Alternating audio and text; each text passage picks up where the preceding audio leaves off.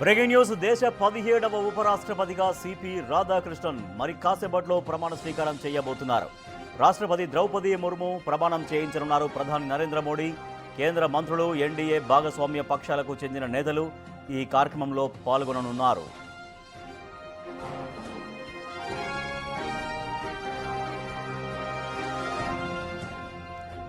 1957 మే 4న జన్మించిన CP Radhakrishnan Tamil Nadu BJP senior నేతల్లో ఒకరిగా గుర్తింపు పొందారు.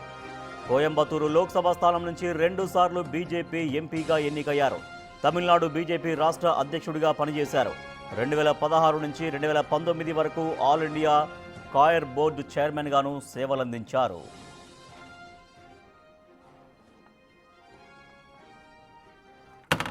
और गोपनीयता की शपथ आज उन्हें दिलाई जानी है. प्रधानमंत्री नरेंद्र मोदी, तमाम केंद्रीय मंत्री,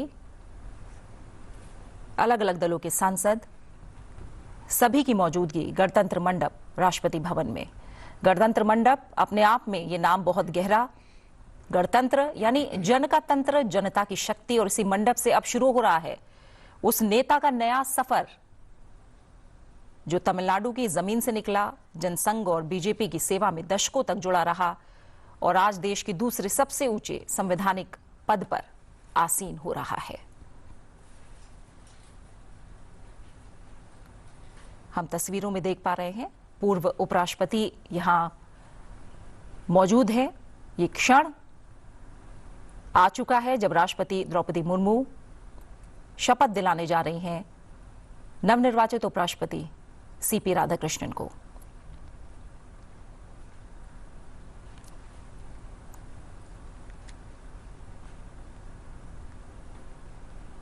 संविधान की गरिमा बनाए रखने की शपथ, पद और गोपनीयता की शपथ.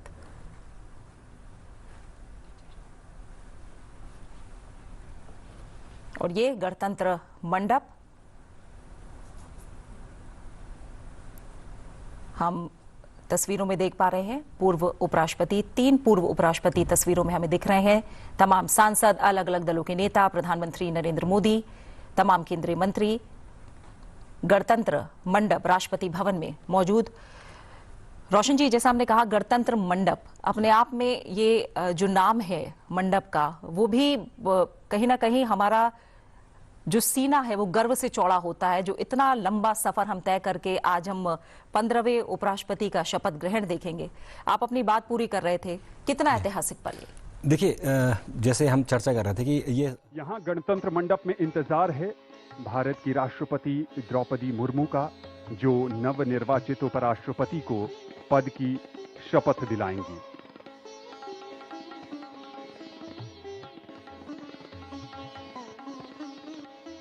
ये काफी खास अवसर है.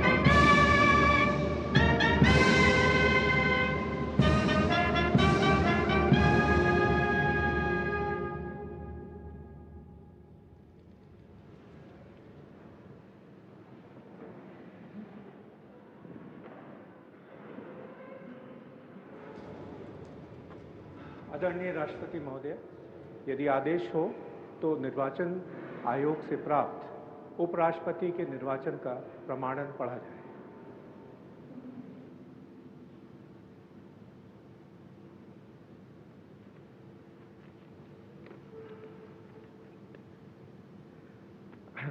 यतः भारत के संविधान के अनुच्छेद 324 द्वारा भारत के उपराष्ट्रपति के पद के निर्वाचन का अधीक्षण, निर्देशन और नियंत्रण भारत निर्वाचन आयोग में निहित है और यतः श्री जगदीप धनखड़ द्वारा 2025 के जुलाई मास के 21वें दिन तदनुसार शक संवत के वर्ष 1947 के आषाढ़ मास के तीसरे दिन त्यागपत्र देने के कारण भारत के उपराष्ट्रपति का पद रिक्त हो गया है और यतः भारत के उपराष्ट्रपति के पद को भरने के लिए संविधान तथा राष्ट्रपतीय और उपराष्ट्रपतीय निर्वाचन अधिनियम 1952 के उपबंधों और तदधीन बनाए गए नियमों और आदेशों के अनुसार निर्वाचन करा लिया गया है तथा परिणाम घोषित कर दिया गया है।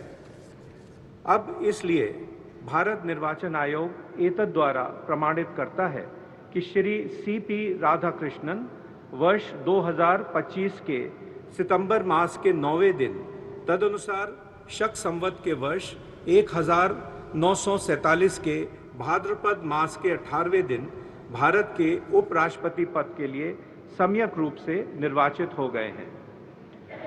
भारत गणराज्य के 76वें वर्ष में हमारे हस्ताक्षर और भारत निर्वाचन आयोग की मोहर से वर्ष 2025 के सितंबर मास के 9वें दिन तदनुसार शक संवत के वर्ष 1947 के भाद्रपद मास के 18वें दिन प्रदत्त किया गया।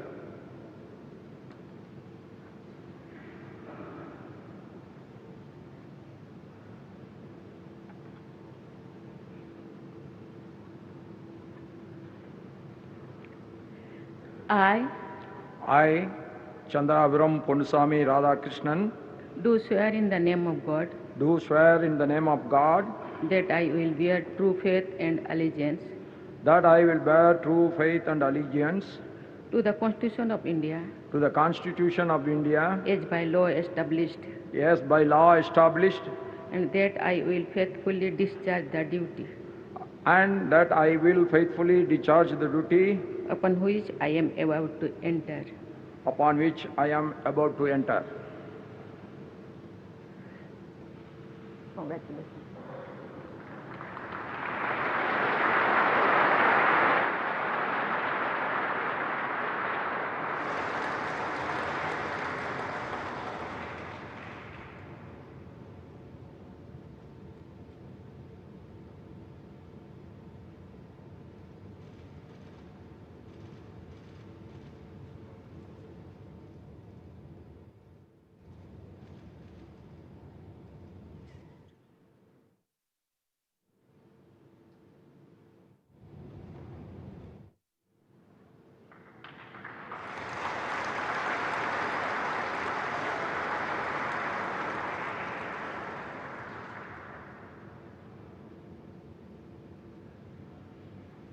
Congratulations.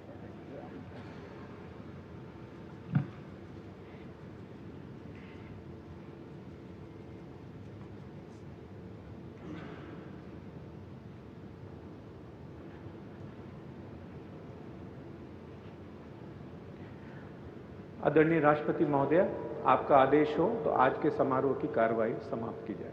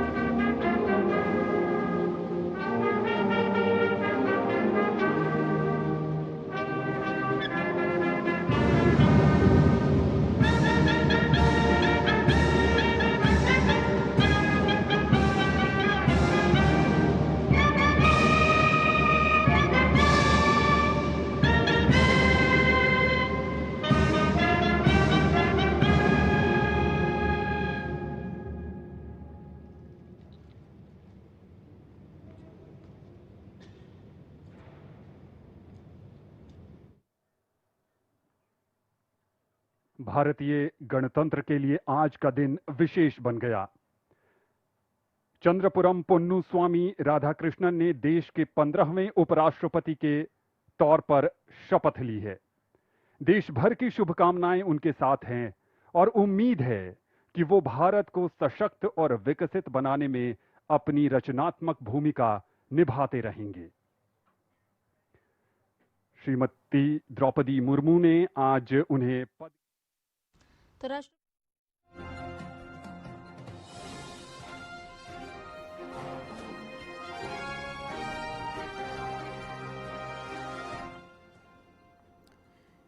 భారత కొత్త ఉపరాష్ట్రపతిగా సిపి రాధాకృష్ణన్ ప్రమాణ స్వీకారం చేశారు. రాష్ట్రపతి ద్రౌపది ముర్ము ఆయన చేత ప్రమాణ స్వీకారం చేయించారు.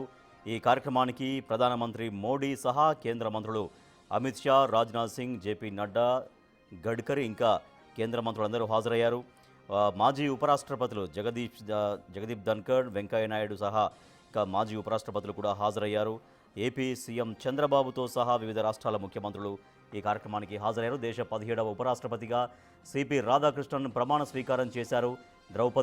రాష్ట్రపతి ద్రౌపది ముర్ము ప్రమాణం చేయించారు. ప్రధాని నరేంద్ర మోడీ, కేంద్ర మంత్రులు, ఎన్డీఏ భాగస్వామ్య పక్షాలకు చెందిన నేతలు ఈ కార్యక్రమంలో పాల్గొన్నారు. 1957 మే 4న జన్మించిన CP Radhakrishnan Tamil Nadu BJP senior నేతల్లో ఒకరిగా గుర్తింపు పొందారు. కోయంబత్తూరు లోక్సభ స్థానం నుంచి 2 సార్లు బీజేపీ ఎంపీగా ఎన్నికయ్యారు. తమిళనాడు బీజేపీ రాష్ట్ర అధ్యక్షుడిగా పనిచేశారు. 2016 నుంచి 2019 వరకు ఆల్ ఇండియా కాయర్ బోర్డు చైర్మన్గా కూడా ఆయన సేవలందించారు.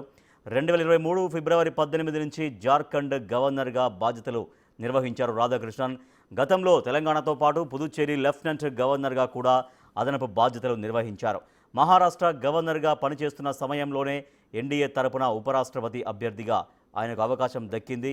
ఈ మేరకు ఉపరాష్ట్రపతిగా విజయం సాధించారు. మొన్న జరిగిన ఎన్నికల్లో కాసేపటి కింద సిపి రాధాకృష్ణన్ భారతదేశ కొత్త ఉపరాష్ట్రపతిగా ప్రమాణ స్వీకారం చేశారు. రాష్ట్రపతి ద్రౌపది ముర్ము ఆయన చేత ప్రమాణ స్వీకారం చేయించారు. I, Chandrapuram Ponnuswamy Radhakrishnan, do swear in the name of God do swear in the name of God that I will bear true faith and allegiance that I will bear true faith and allegiance to the Constitution of India to the Constitution of India as by law established, as by law established, and that I will faithfully discharge the duty and that I will faithfully discharge the duty upon which I am about to enter. upon which I am about to enter.